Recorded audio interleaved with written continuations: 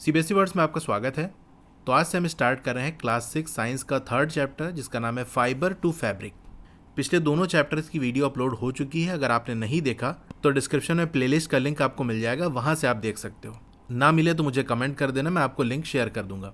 पहेली और बूझो के स्कूल के अंदर एक साइंस क्विज कॉम्पिटिशन हुआ जिसके अंदर उन्हें फर्स्ट प्राइज़ मिला, यानी वो फर्स्ट आए। तो फर्स्ट आने पर उनको कुछ पैसा मिला, तो बहुत ज़्यादा एक्साइटेड थे और उन्होंने डिसाइड किया, ये फैसला किया कि ये जो प्राइज़ मनी है, ये जो इनाम का पैसा हमको मिला है फर्स्ट आने पर, इससे हम कपड़ा खरीदेंगे अपने पेरेंट्स के लिए।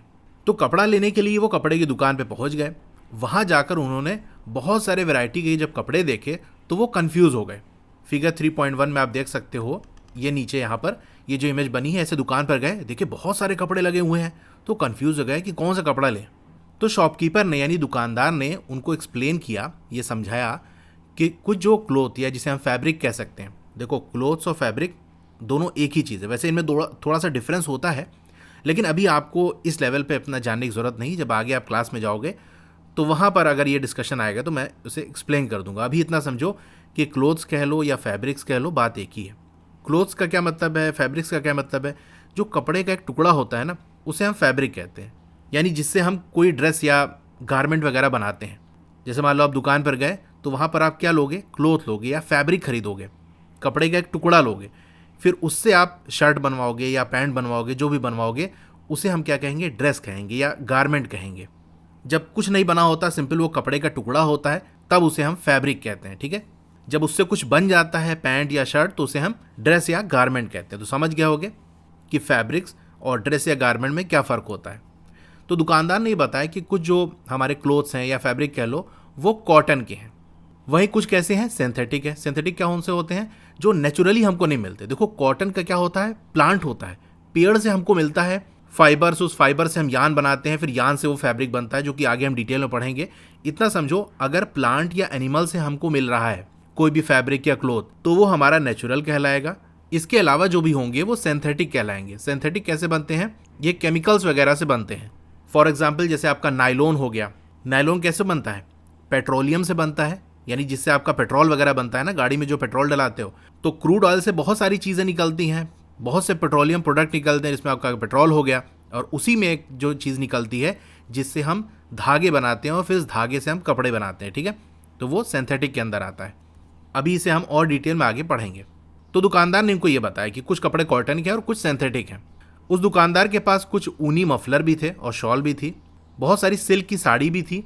पहेली और बूझो बहुत ज़्यादा एक्साइटेड हुए कि यार इतने सारे कपड़े। तो उन्होंने क्या किया, they touched and felt these different fabrics. तो अलग अलग जो कपड़े थे उनको उन्होंने छुआ और महसूस किया कि देखिए छूने में कैसे हैं ये। और फिर आखिरकार उन्होंने एक ऊनी मफलर यानी वूलन मफलर और एक कॉटन की साड़ी खरीद ली। After their visit to the cloth shop, अब क्लोथ शॉप से जब वो वापस आए तो पहेली और बूझो नोटिस करना स्टार्ट कर दिए बहुत सारे फैब्रिक। यानी जब वहाँ से घर आए तो घर के अंदर जो भी उनको कपड़े दिख रहे थे, या स्कूल गए या जहाँ पर भी गए, तो उन्होंने कपड़ों पर थोड़ा ध्यान देना शुरू कर दिया। जैसे आपके आसपास भी कपड़े होते, लेकिन इतना आप ध्यान नहीं देते कि चले उसको छू के देखें कैसे बना है क्या है। लेकिन क्यों कपड़े की दुकान पे गए, वहाँ पर उन्होंने छू कर देखा, तो फिर वापस आने के बाद उनके दिमाग में वो सारी चीज़ें थी, तो आसपास कपड़ों को वो ऑब्जर्व करना शुरू कर दिया, नोटिस करना शुरू कर दिया, जो उनके सराउंडिंग में थे, उनके आसपास थे।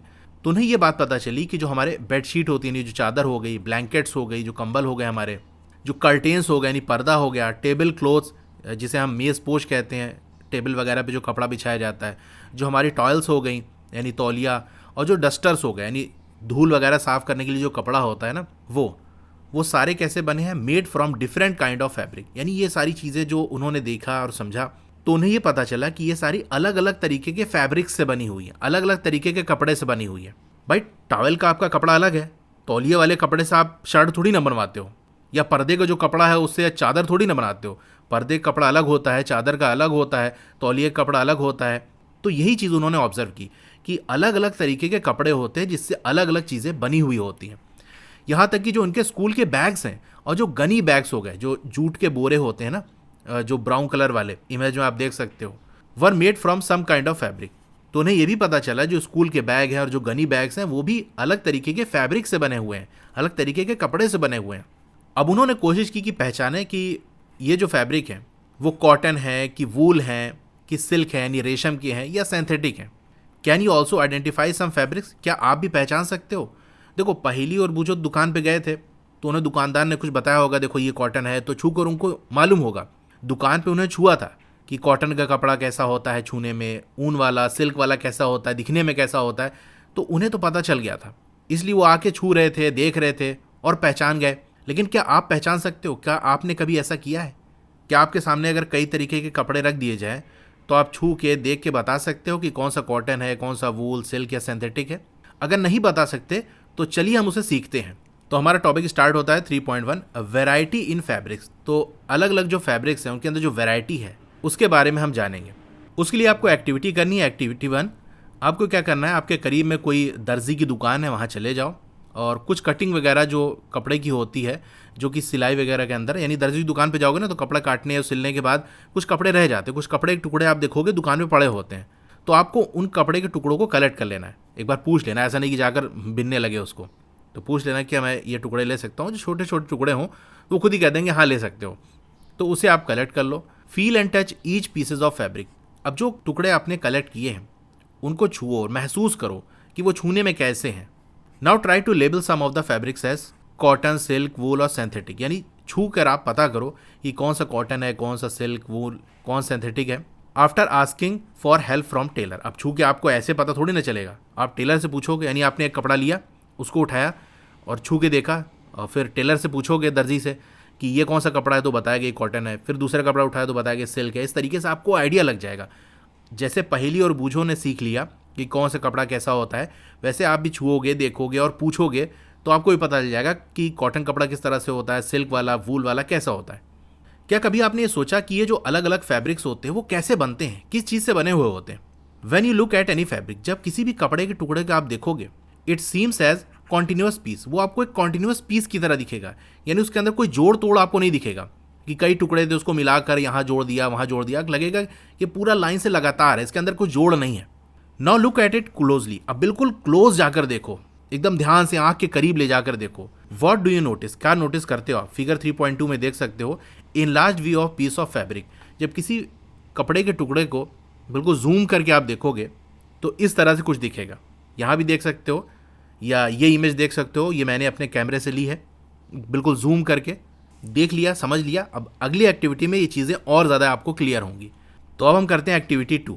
यहाँ पर आपको क्या करना है, select a piece of cotton fabric. एक कॉटन का आपको कपड़े का टुकड़ा लेना है, जो कि आपने ऊपर लिया होगा ना दर्जी की दुकान से, जो लेबल किया था। यानी आपने कपड़े का टुकड़ा लिया, दर्जी से पूछा ही कौन सा है, उसने बताया कॉटन है, तो आपने उस पर लिख लिया कि हाँ ये कॉटन है। तो अब आपको वही कपड़ा लेना है। Now try to find a loose thread और यान। अब थ्रेड और यान ये दोनों एक ही चीज़ होती है, यानी मैं इनमें भी थोड़ा सा डिफरेंस होता है, लेकिन अभी आपको इतना नहीं जानना। इतना समझो कि चाहे थ्रेड कह लो या यान कह लो, इन दोनों का मतलब क्या होता है, धागा होता है। तो कोई लूज सा धागा आपको दिख रहा हो, बिल्कुल किनारे पे आपको ऐसा धागा मिल जाएगा। At one of the edges and pull it out. तो आपने कॉटन के कपड़े का टुकड़ा ले लिया, वहाँ पर देखो किनारे कोई धागा निकल सकता है क्या, कोई ढीला सा धागा है क्या? जैसे कि आप फिगर 3.3 में देख सकते हो, if no loose yarns are visible you can gently pull one out with a pin or needle। तो अगर आसानी से ना निकल रहा हो तो किसी पिन वगैरह की मदद से निकाल सकते हो। ठीक है, जैसे आप देख सकते हो यहाँ पर इस तरह से आपको किनारे से एक धागा निकाल लेना है। तो यहाँ देख सकते हो ये एक कॉटन का फैब्रिक है। अब इसकी इस वाली एज पे बिल्कुल किनारे आप देखोगे तो एक लूज थ्रेड आपको मिलेगा, एक धागा जो है वो बाहर की तरफ निकला हुआ दिखेगा। अब इसी किनारे वाले धागे को हमको निकालना है, तो इस पिन की मदद से हम इस धागे को निकालेंगे। तो आप बीच से निकाल सकते हो या किनारे से निकाल सकते हो। तो यहाँ बीच से लूज़ दिख रहा है, तो इसको थोड़ा सा ऐसे पिन से करके देखो निकल आया ना ये। अब ये फिंगर से इस तरह से हम करेंगे तो ये देख सकते हो हमारा ये धागा निकल गया। तो इससे क्या बात समझ में आई? इससे ये बात समझ में आई कि जो हमारा फैब्रिक होता है, जो कपड़े का टुकड़ा होता है, वो कैसे बना होता है, थ्रेड से बना होता है, या हम कह सकते हैं यान से बना होता है, धागे से बना होता है। उसको एक प्रॉपर ऑर्डर में अरेंज किया जाता है, यानी एक धागा आप ऐसे से लगाओगे और दूसरे धागे आप ऐसे से लगाओगे। अगर इस साइड का मैं आपको दिखाऊं तो यहाँ भी देख सकते हो ये धागे इस तरह से हैं। एक इस साइड का मैं निकाल देता हूँ, ये देख रहे हो, इस तरह से हम खींचेंगे तो ये निकल आएगा। तो हमने ये वाला जो धागा निकाला वो ऐसे ऐसे था और ये वाला यहाँ पर ऐसे ऐसे है। इसी तरीके से कपड़े को बिना जाता है, वो बनाया जाता है। ऐसे ऐसे धागे लगे होते हैं और ऐसे ऐसे धागे लगे होते हैं। ठीक है, आई होप समझ गए होगे आप। तो हमें क्या पता चला, जो फैब्रिक होता है ना वो कैसे बना होता है, यान से बना होता है, धागे से बना होता है, जिन्हें अरेंज किया जाता है एक साथ, जैसा कि हमने अभी देखा। अब सवाल उठता है what are these yarn made of. अब ये धागा किससे बना होता है? यानी हमने ये देखा कि जो आपका फैब्रिक होता है, कपड़े का टुकड़ा होता है, वो किससे बना होता है? यार्न से बना होता है, जिसे हम धागा कहते हैं, धागे से बना होता है, धागे को मिलाकर बनाते हैं। अब सवाल ये पूछ रहा है कि ये जो धागा है वो किससे बना होता है। तो चलिए अगले टॉपिक में हम इसी को देखते हैं। 3.2 फाइबर। फाइबर्स क्या होते हैं इसके बारे में हम जानेंगे। उसके लिए हमको एक एक्टिविटी करनी पड़ेगी, एक्टिविटी 3। अब आपको एक यार्न निकाल लेना है उस कॉटन के कपड़े से। अब इस यार्न को आपको टेबल पर रख लेना है। Now press one and of the yarn. अब इस यार्न का, इस धागे का एक जो किनारा है उसको अपने अंगूठे से दबाओ। Scratch the other and of the yarn along its length.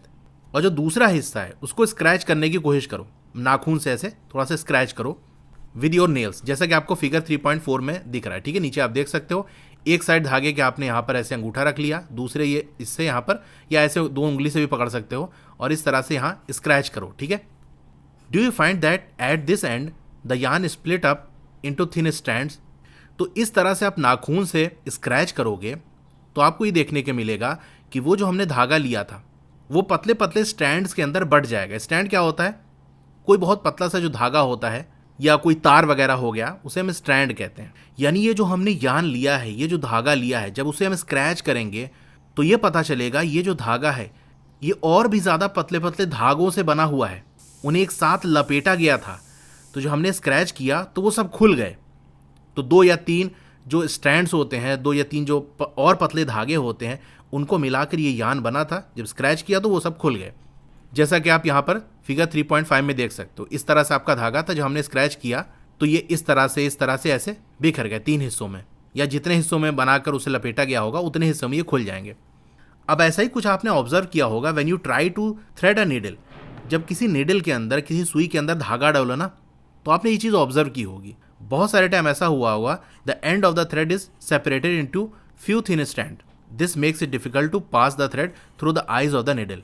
आपने कभी सुई के अंदर धागा डालने की कोशिश की है? अगर आपने की होगी तो आपको ये पता चला होगा कि कभी कभी क्या होता है, या अक्सर ऐसा होता है कि हम उसके अंदर डालते हैं और वो अंदर नहीं जाता, बल्कि उसका जो किनारा है वो कई हिस्सों में बढ़ जाता है और उस छेद के अंदर जो धागा है वो नहीं जा पाता।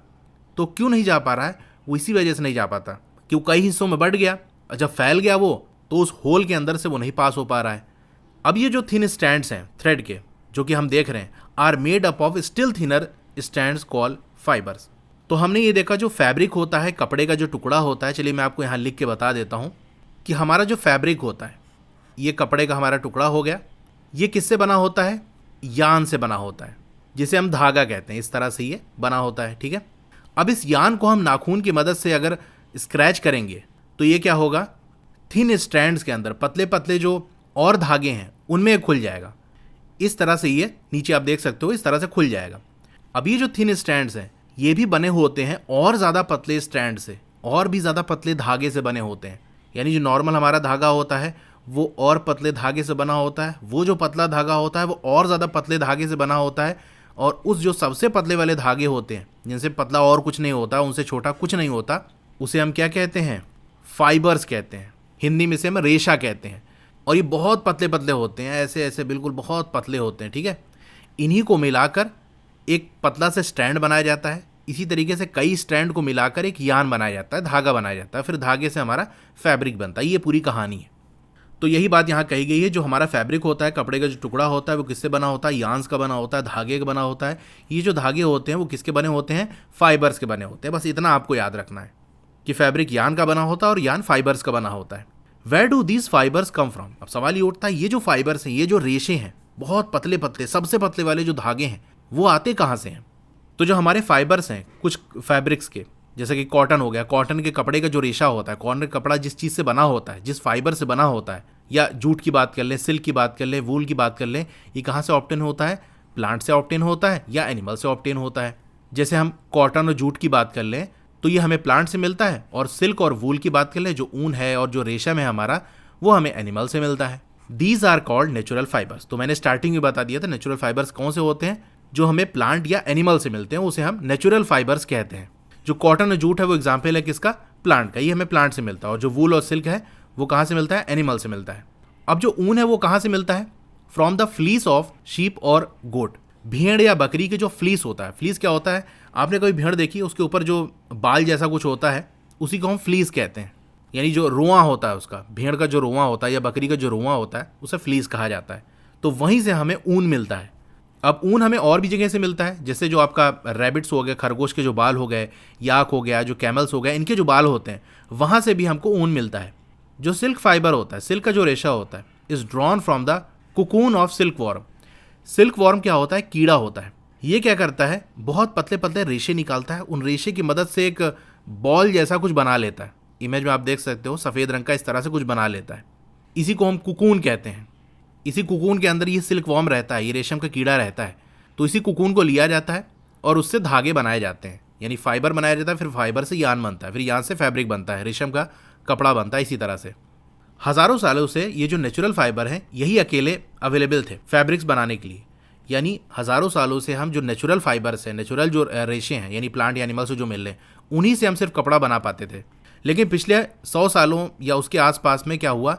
Fibres also made from chemical substance. यानी पहले हम सिर्फ प्लांट और एनिमल से ही फाइबर्स बना पाते थे, लेकिन अब क्या कर रहे हैं? हम केमिकल्स से भी बना ले रहे हैं। जैसे कि मैंने आपको बताया कि पेट्रोलियम है, केमिकल है, उससे हम पेट्रोल भी बनाते हैं और उसी से हम धागे बना लेते हैं। अब ये जो होते हैं केमिकल से बनता है, और केमिकल हमारा ज़मीन के अंदर से, वो चट्टानों के अंदर से, वहाँ से निकालते हैं। कोई प्लांट से, एनिमल से तो निकलता नहीं है, ठीक है। Which are not obtain from plant और animals, these are called synthetic fibres. तो हमने देखो 2 फाइबर्स, ये बहुत इंपॉर्टेंट है, 2 फाइबर्स के बारे में जाना। एक नेचुरल फाइबर्स है जो कि हमें प्लांट या एनिमल से मिलते हैं, दूसरे हमारे सिंथेटिक फाइबर्स हो गए जो कि प्लांट या एनिमल से नहीं मिलते, उन्हें हम सिंथेटिक फाइबर्स कहते हैं। ये कहाँ से मिलते हैं? केमिकल सब्सटेंसेस से मिलते हैं। कुछ एग्जाम्पल है सिंथेटिक फाइबर के, जैसे आपका पॉलिस्टर हो गया, नाइलॉन हो गया, एक्राइलिक हो गया, ठीक है। ये सब केमिकल से हमको मिलते हैं। तो आज के टॉपिक में इतना ही रखते हैं। और भी वीडियोज़ अगर आपको देखनी है तो डिस्क्रिप्शन में आपको प्लेलिस्ट का लिंक मिल जाएगा। साइंस की वीडियो देखनी है तो वो, मैथ्स की वीडियो देखनी है तो सबका प्लेलिस्ट मिल जाएगा। वहाँ से जिसकी वीडियो देखनी है वहाँ से देख सकते हो। ना मिले, कुछ डाउट है तो मुझे कमेंट कर देना, मैं आपको लिंक भेज दूंगा। तो आपको वीडियो कैसी लगी कमेंट करके ज़रूर बताइए। अच्छी लगी हो तो लाइक करिए, और अगर आप चैनल पर नए हैं तो सब्सक्राइब ज़रूर करिए। उसके बगल में एक बेल का आइकन होगा, उसको दबा के ऑल पे क्लिक कर देंगे तो जब भी नई वीडियो आएगी आपको मैसेज आ जाएगा। मिलते फिर अगली वीडियो में। Thank you.